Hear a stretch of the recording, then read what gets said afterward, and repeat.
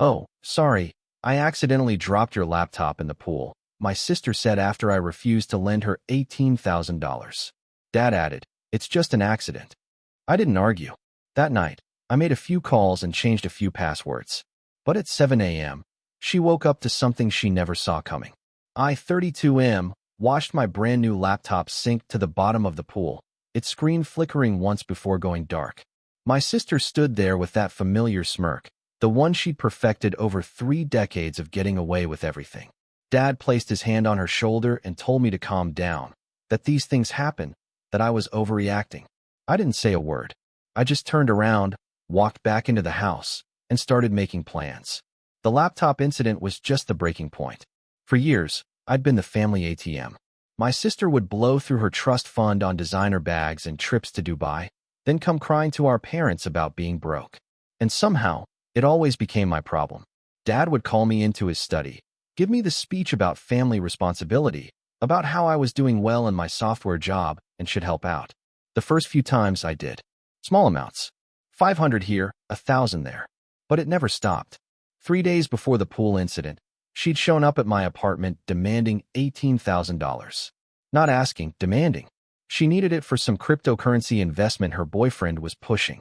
I'd looked at her standing in my doorway, designer sunglasses perched on her head, carrying a purse that cost more than most people's monthly rent, and I'd said no. Simple as that. Just no. She'd thrown a tantrum right there in my hallway, screaming about how I was selfish, how I'd changed since getting my promotion, how family was supposed to help family. I'd calmly closed the door and gone back to work. I thought that was the end of it. I was wrong. The family barbecue that weekend should have been my warning to stay home. But Mom had insisted, and I'd foolishly thought my sister would have cooled down by then. I'd brought my laptop because I had a client presentation to finish. Stupid mistake. I'd left it on the patio table for maybe 10 minutes while I helped Mom in the kitchen. When I came back out, my sister was holding it over the pool, that same smirk on her face. She'd asked me one more time about the money. I'd said no again, and then she just opened her hands. Dad's response was what really got me. Not disappointment in her. Not anger at the destruction of a $3,000 piece of equipment that had all my work files on it. Just a casual dismissal of the whole thing as an accident, followed by a suggestion that maybe if I'd just helped her out, none of this would have happened. Mom stayed quiet like always. That night, I sat in my apartment and thought about every loan I'd given that was never repaid, every favor that went unappreciated, every time I'd been expected to sacrifice while my sister faced zero consequences. The laptop was backed up to the cloud. I wasn't worried about my work.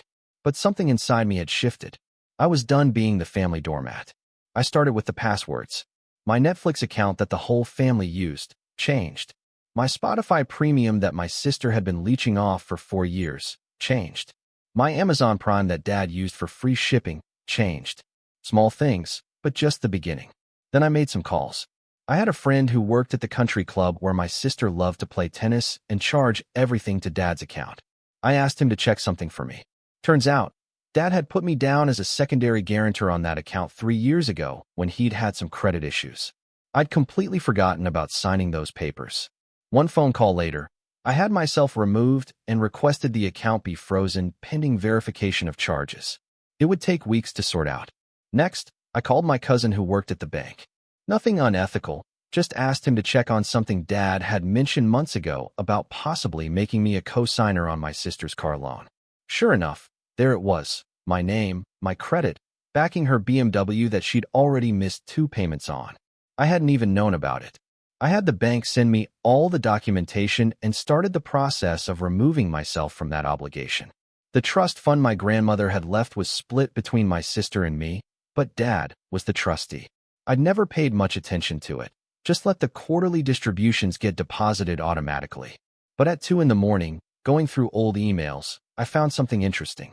3 years ago, Dad had sent me a form to sign allowing him to borrow against my portion of the trust for what he'd called a family emergency. I'd signed it without really reading it, trusting him completely. I pulled up the trust documents and started reading. By 6 in the morning, I had a complete picture. Dad had been borrowing against my trust for years, funneling money to my sister to support her lifestyle. The trust was supposed to have grown to nearly $400,000 by now. Mine had $72,000. My sisters, somehow, had $215,000, despite her constantly being broke. I sent everything to a lawyer friend who specialized in estate law. Then I sent a formal letter to the bank that managed the trust, requesting a full audit and immediate removal of Dad as trustee, citing breach of fiduciary duty. I had every email, every signed form, every transaction record. The bank would have to freeze everything pending investigation. At exactly 7 in the morning, I heard my phone start ringing. I ignored it. It rang 6 more times in the next 10 minutes. Then the texts started coming in. My sister's first message said her car had been repossessed from the country club parking lot. She was stranded and Dad's account was frozen, so she couldn't even get an Uber. She demanded I come get her immediately. Dad's message was more controlled, but I could sense the panic. The bank had called him about the trust investigation. He wanted to know what I'd done and told me to call him right away to fix this misunderstanding. Mom's text just asked if I was okay and said everyone was very upset. I made myself coffee and sat on my balcony, watching the sunrise. My phone kept buzzing. I turned it off. Around noon, I turned my phone back on. 43 missed calls. I scrolled through the messages. My sister had apparently been forced to call her boyfriend to come get her, and he'd broken up with her on the drive because he'd only been interested in her for her money. The country club had banned her pending resolution of the account issues.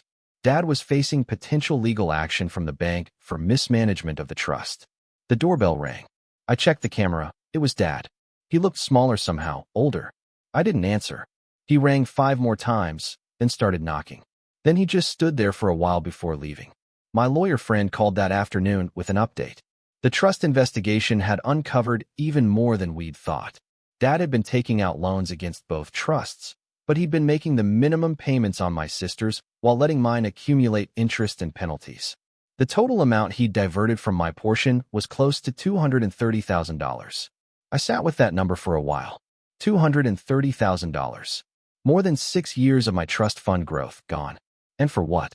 To enable my sister's shopping addiction and prevent her from ever facing a single consequence. Update 1. The lawyer said I had grounds for a lawsuit that would almost certainly succeed. But there was another option. Dad could resign as trustee immediately, agree to a structured repayment plan with interest, and I could potentially avoid making this a legal matter. The bank would still impose penalties, but it could stay within the family. I thought about it for a day. Then I made my decision. I sent Dad an email laying out exactly what I knew and what I wanted. He would resign as trustee immediately. He would sign a legally binding agreement to repay the $230,000 plus interest over the next 10 years, with the payments coming from his portion of the trust that Grandma had left him. If he missed a single payment, the entire amount would become due immediately and I'd pursue full legal action. He would also replace my laptop within the week.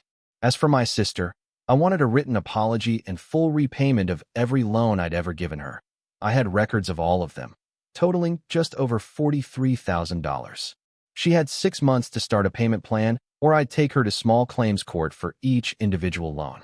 And finally, neither of them would contact me for anything non-emergency related for at least 6 months. I needed space from the toxicity. I sent the email and waited. Dad called within an hour. I let it go to voicemail. He said he understood why I was angry, but that I was tearing the family apart over money. He said Mom was crying, that my sister was devastated, that I was being cruel. He said we could work this out if I just talked to him like an adult. I deleted the voicemail and sent a response. Accept the terms, or I file the lawsuit Monday morning. No negotiation. He accepted that night. The paperwork was signed within 3 days. The bank appointed an independent trustee and started the repayment process. My laptop was replaced. Dad didn't even try to go cheap, got me the exact same model with upgraded specs. My sister's response took longer. 2 weeks of silence, then a message asking if we could meet for coffee. I declined. Another week passed, then I received a written apology in the mail. It was surprisingly genuine, or at least well-crafted. She admitted she'd been spoiled, that she'd taken advantage of my generosity, that the pool incident was vindictive and wrong. She included a check for $5,000 as the first payment and a schedule showing how she'd pay the rest over 2 years. I deposited the check, but still didn't respond. Mom was the hardest part. She called once a week, always the same time, always leaving the same message. She understood I was hurt, but family was family, and could we please just talk? She missed me. She didn't take sides, but she wanted her family back together. After the fourth call, I picked up. We talked for 2 hours. I explained everything, not angrily, just factually. Every loan, every dismissal, every time I'd been expected to sacrifice while my sister faced no consequences. The pool incident was just the final straw. Mom cried. She admitted she'd known things weren't fair, but had always thought keeping the peace was more important than confrontation. She'd enabled it too, in her own way. I told her I loved her, but I needed time. She understood. Update 2. 3 months after the pool incident, my sister requested another meeting. This time I agreed, but in a public place, a coffee shop downtown. She looked different. Hair pulled back simply, minimal makeup, jeans instead of designer everything. She'd gotten a job, she told me. Administrative work at a real estate office. It wasn't glamorous, but it was honest money. The boyfriend situation had been a wake-up call. When the money dried up, so did all her friends. She'd realized her entire life had been built on Dad's wallet and my generosity. She asked if I could ever forgive her. I told her forgiveness wasn't an on-off switch. She'd destroyed my property, manipulated Dad into stealing from me, and shown zero remorse until there were consequences. But I appreciated that she was making changes. Tom would tell if they lasted. She asked about the payment plan. I told her I'd received the second payment on time, and that if she kept it up, we might eventually rebuild something. Not what we had before, that was gone, but maybe something more honest. We finished our coffee and went our separate ways. It wasn't a reconciliation, but it wasn't war either. Dad was harder to forgive. The trust violation felt more personal somehow. He was supposed to be the parent, the responsible one. Instead, he'd stolen from me to enable my sister's dysfunction. His monthly payments came like clockwork, and he'd send brief emails confirming each transaction, but we didn't talk. Until Thanksgiving. Mom called and asked if I'd come to dinner. Just the 4 of us. No pressure, but it would mean a lot to her. I thought about saying no. The 6-month no-contact period was technically up, but I wasn't sure I was ready. I went anyway. The dinner was awkward at first. Everyone was overly polite, careful with their words. But then Dad stood up and cleared his throat. He said he'd been going to therapy, trying to understand why he'd made the choices he did. The therapist had helped him see that he'd been trying to fix his own childhood through my sister. He'd grown up poor and wanted to give her everything he'd never had. But in doing so, he'd been unfair to me and violated my trust in the worst way possible. He said he didn't expect forgiveness, but he wanted me to know he was working on himself. He was proud of how I'd handled everything, even though it had been painful. I'd set boundaries and enforced consequences, something he'd never learned to do. It was the most honest conversation we'd ever had. I didn't forgive him that night, but I softened a little. We ate pie and watched football, and it felt almost normal. Update 3. It's been 8 months now since the pool incident. My sister has made every payment on time and actually got a promotion at her job.